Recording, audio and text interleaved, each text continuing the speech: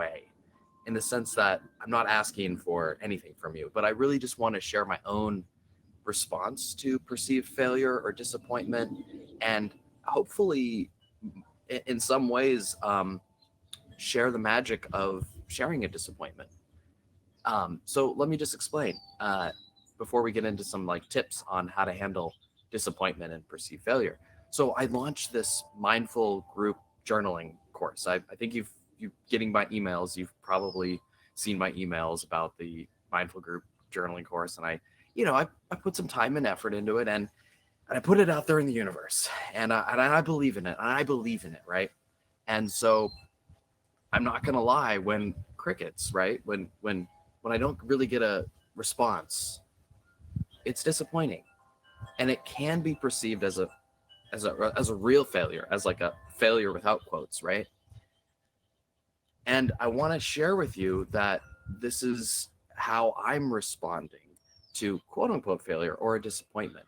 Um, and I thought this was important because because a huge part of the mindful group is looking at binges, talking about binges, talking about when we slip up, self-sabotage, etc. And I thought, wow, hey, if I'm in a sense asking them to do that, in a sense, whoever participates, um, I should go up in front of the camera and do that as well with my perceived disappointments. For example, with this group, when we put ourselves out there, whether it's we're trying to get over food, or we're trying to do a launching something, we're trying to do something that we want to succeed at, right? We want to have a positive response, we want to see progress, and it doesn't happen in the way we want to. How do we respond to that? Can we talk about it? Can we just talk about it in an open, curious way, where we're not leaning on others to give us something that we don't have, where we're not asking for pity or sympathy, but just talking about it. So I wanted to, a huge part of getting over binging and food and all this self-sabotage and all this stuff is being able to talk about it, and to get feedback. And so that's like the whole point of journaling, right? Because when you write it down, it's objective, and you can share it more so with others, and you can really see it and look at it. And so in a sense, I'm wondering, how can I would love feedback. I would love feedback on the mindful group journaling thing. Seems like something was missing, or didn't communicate, or maybe there's no interest at all. So what I'm doing right now is I'm sharing a disappointment, not in the sense that you did anything wrong or anything like that. Just, sometimes life is disappointing, and that's how we handle disappointments. A big thing is realizing that this is part of life. Buddhist first noble truth: life is unsatisfying. It can be filled with suffering, and I think that's one of the main ways that we can relate to our failures, quote unquote, because when we can see that other people are struggling with this, whether it's with food, that other people are struggling with food as well, or with businesses, people are trying to launch businesses and struggling. The struggle is not personal. That's really hard to get to that point. That it's nothing personal. When we do something and it doesn't result in something, it's not evidence that we are failures. That's really, really important. And when we can talk about it, I even feel better right now just kind of talking about it. Um, so realizing that, as Dr. Kristin Neff, she's a compassion researcher out of University of Texas in Austin, she would say that there's a universal humanity. So that's how we handle disappointment, seeing it as everyone is kind of going through the same thing. It's not an evidence of you being a failure. And then we can also feel this sense of disappointment in our body, and we can say positive things to ourselves. And kind of the positive thing I'm saying to myself is like, hey, like, maybe I can learn from this from somehow. And hence my questions to you, like with the mindful journaling group, like, I don't know.